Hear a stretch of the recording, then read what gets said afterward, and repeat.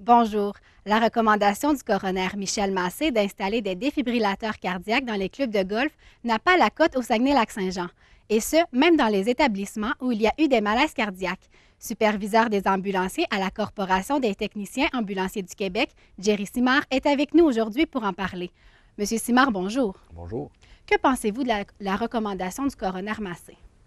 Eh bien, à mon sens à moi, c'est très, très intéressant. Mon opinion dans ce sens-là est à l'effet que je crois qu'on devrait en tenir compte et puis procéder à l'installation et à l'implantation de ce genre d'appareil-là dans tous les édifices publics au Québec.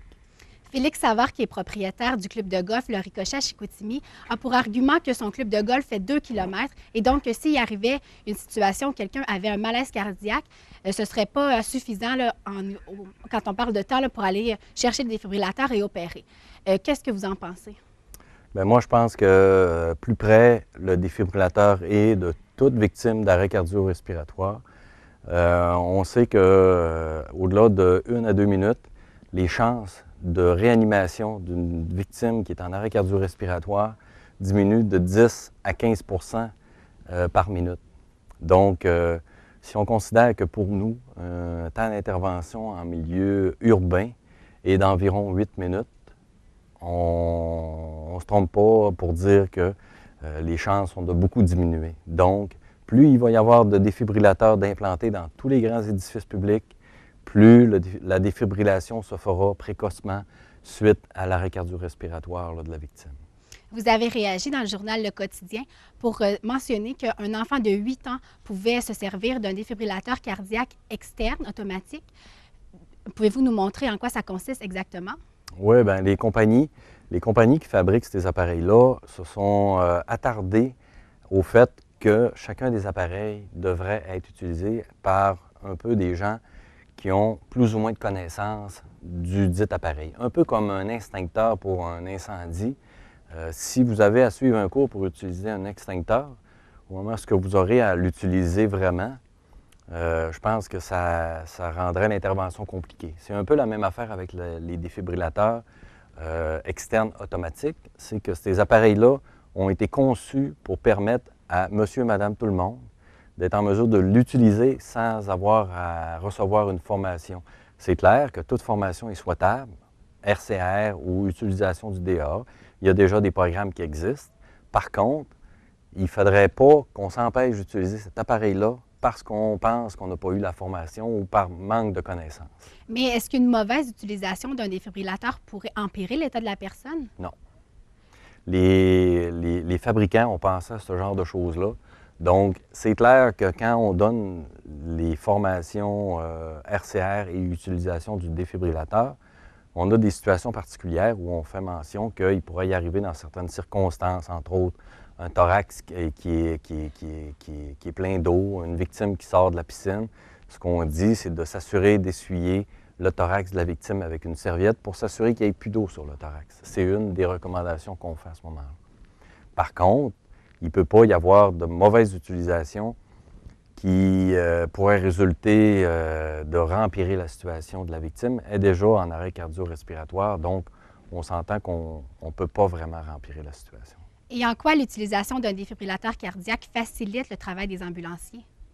Bien, pour nous, c'est une chaîne d'intervention. Hein. Vous savez, dans notre domaine, on n'est pas seulement les uniques responsables du succès de l'intervention.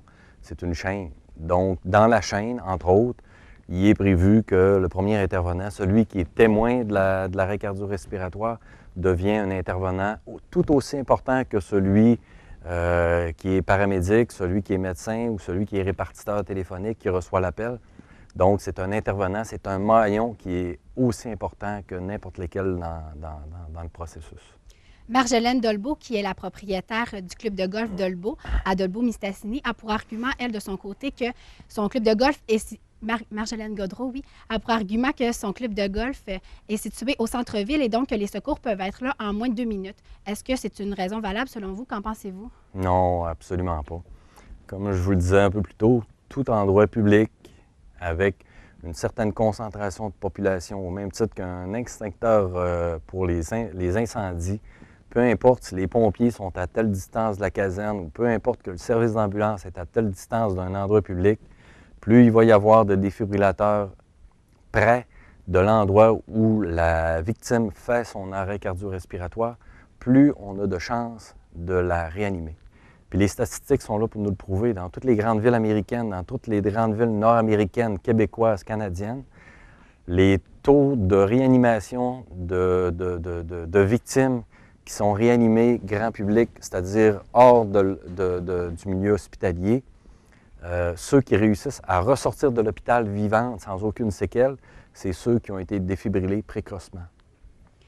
C'est unanime. Tous les propriétaires des clubs de golf au Saguenay-Lac-Saint-Jean s'entendent pour dire que c'est des coûts qui sont élevés. Donc, c'est une des raisons qu'ils sont réticents à l'achat d'un défibrillateur cardiaque. Selon vous, est-ce que c'est une raison valable? Ah non, aucunement.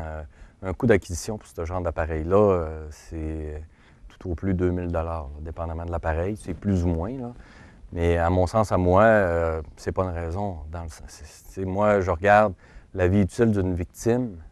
Si je réussis à la réanimer, l'actif de plus qu'on a dans notre société, si on réussit à réanimer une de ces victimes-là, ça se compare même pas, là. C'est à mon sens ridicule de vouloir faire une comparaison entre le coût d'acquisition de ce genre d'appareil-là puis le fait que dans la vie utile d'un appareil, je réussisse à réanimer une personne. Imaginez le coût collectivement à lequel on vient d'avoir un avantage. Tout le monde s'entend pour dire, bon, que mis à part le club de golf, le Ricochet à Chicoutimi, il n'y a eu aucun autre accident cardiovasculaire qui a été signalé. Est-ce que c'est pas un peu est-ce qu'on ne dramatise pas un peu la situation? Bien, moi, je serais en mesure, j'aimerais être en mesure, je devrais dire, de valider ces argumentations-là. Parce qu'il y a beaucoup d'interventions qu'on fait dans les clubs de golf où le propriétaire n'est pas nécessairement mis au courant. Donc, moi, j'accorde peu d'importance à cette statistique-là.